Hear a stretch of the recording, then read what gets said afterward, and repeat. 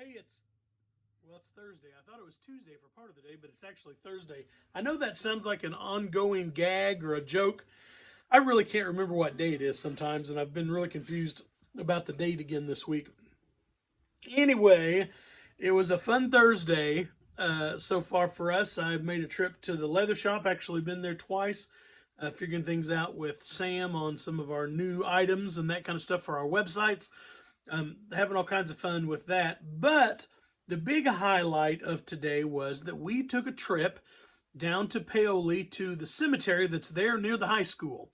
That cemetery is not the oldest cemetery in town. There's an older cemetery over in the southeast 2nd Street part of town, which is where my relatives lived when I grew up. My grandma, aunts, and uncles, some of them, and I spent a lot of time playing in and around that graveyard over there. But today we were in the one that's over by the school. And we went over there to meet Anna. And Michelle and I and all three of our kids and Anna were there. And Delilah came.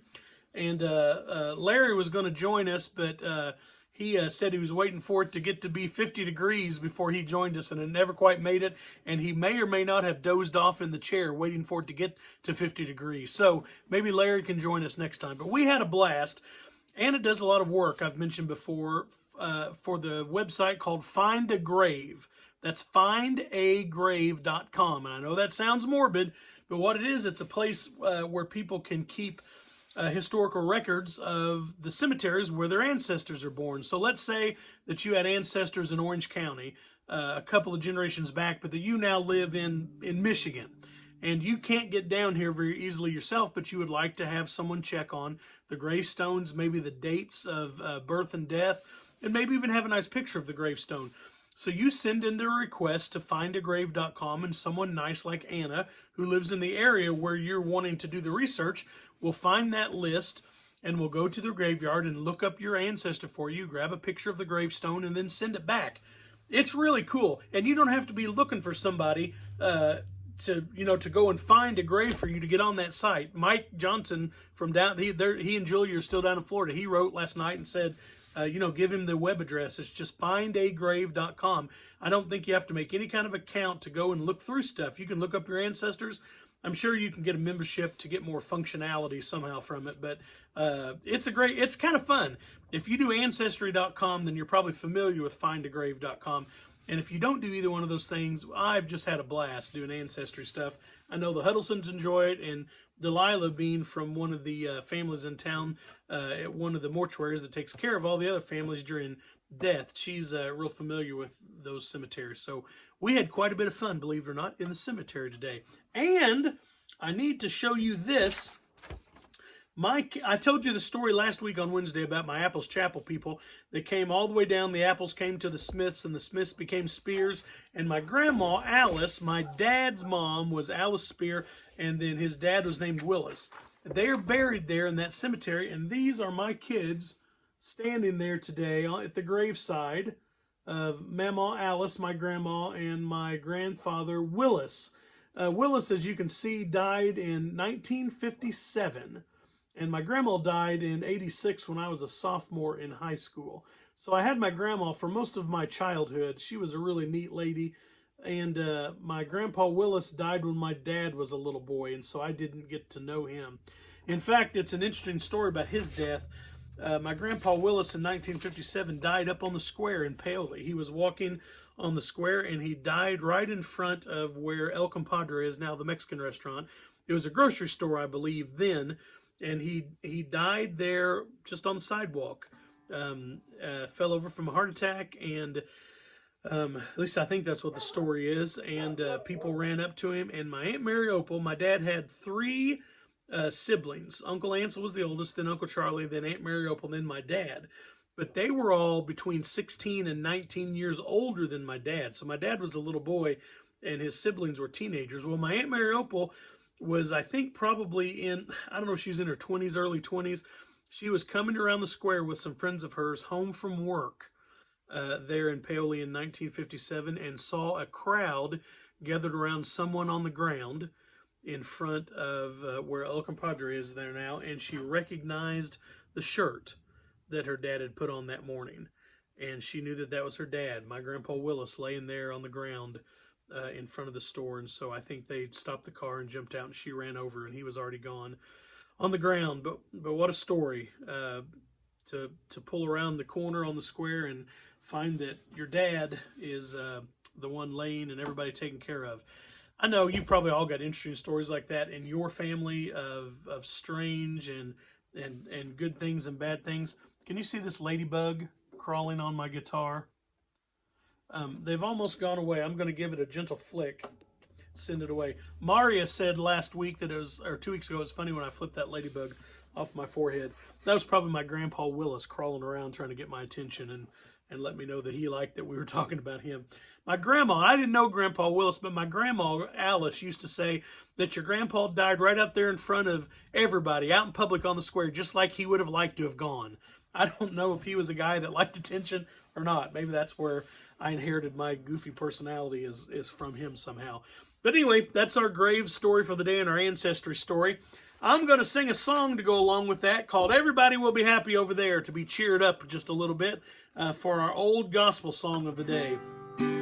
This is a song that Larry taught me back in high school. We didn't sing it, and it's not in our old blue books that I grew up with. And you'll be able to tell it's another old good camp meeting song. The interesting part of this is that you sing all the way through, and then the chorus really has a really cool bass part behind it, which I'm here alone and I can't do that. I'm going to play in the key of G. It just has G, C, and D in this, and that's it. Okay? Here's how this old song goes.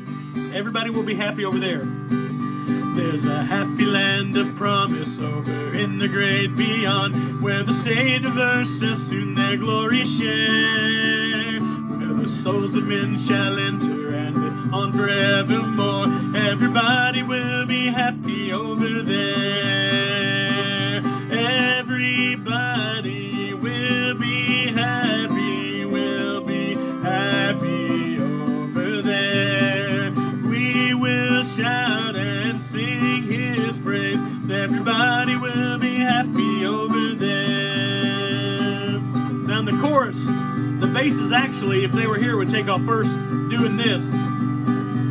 Everybody will be happy over there, over there we'll be happy. See, I can't sing it.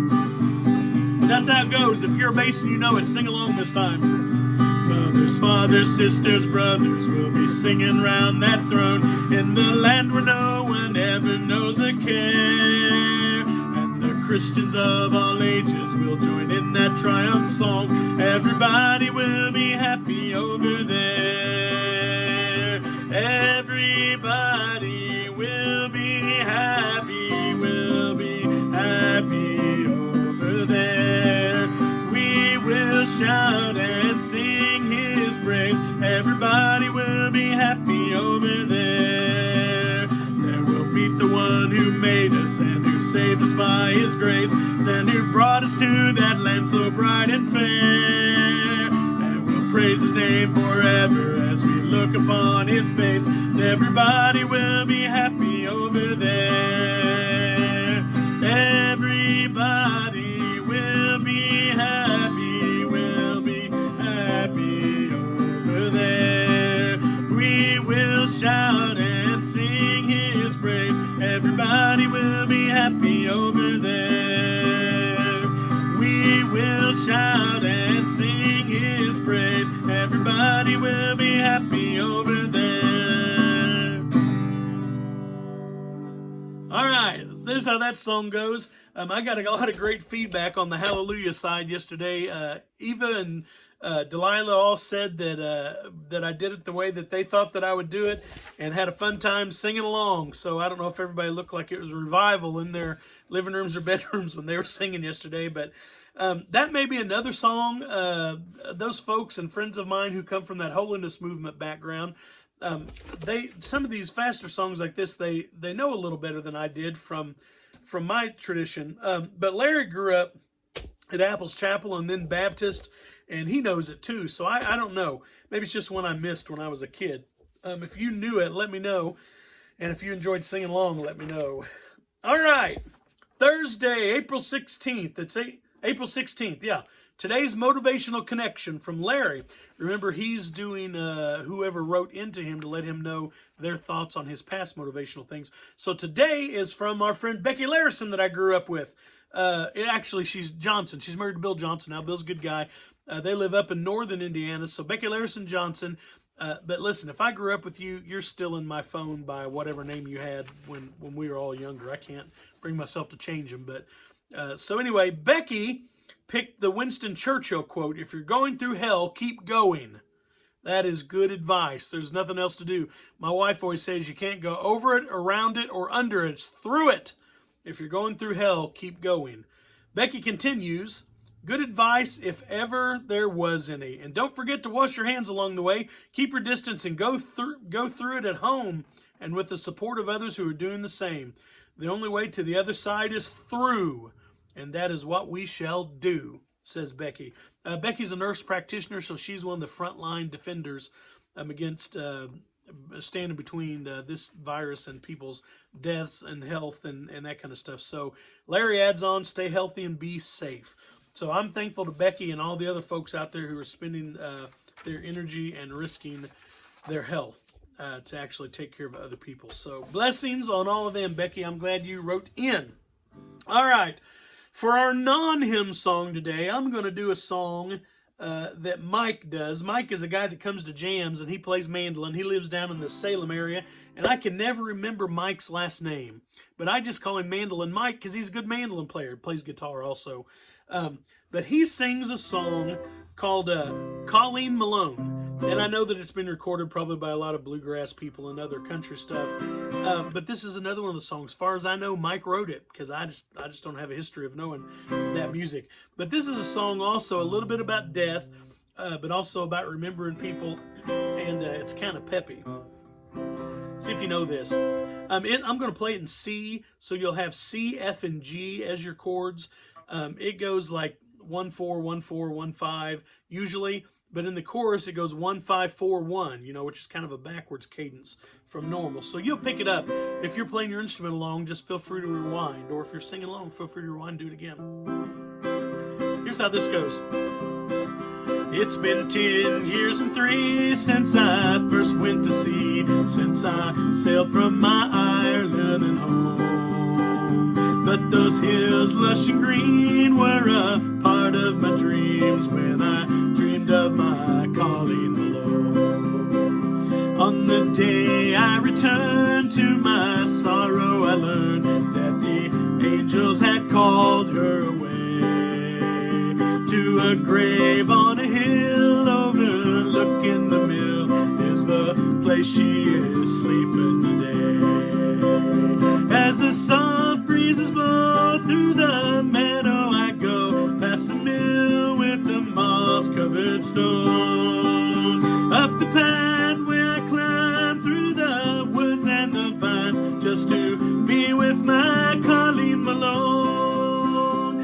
She was faithful each day as I sailed far away. There was no one but me that she loved. I remember her eyes soft and blue as the skies, and her smile, it was sweet as a dove. As the soft breezes blow through the meadow, I go past the mill with the moss-covered stone. Up the pathway I climb through the woods and the vines just to be with my Colleen Malone. For the rest of my life I will not take a wife. I will live in this valley alone, planting flowers around in the soft gentle ground that is holding my Colleen Malone. As the soft breezes blow through the meadow, I go past the mill with the moss-covered stone. Up the pathway I climb through the woods and the vines just to be with my Colleen Malone. Up the pathway I climb through the woods and the vines just to be with my Colleen Malone. Hey, that case cadence right at the end was a little fast for my chubby little fingers. Anyway, great song, Colleen Malone. Fun song about death and remembrance, but pretty upbeat. Hey, have an upbeat rest of the day. Keep writing to people and encouraging people, and I'll see you tomorrow on Friday.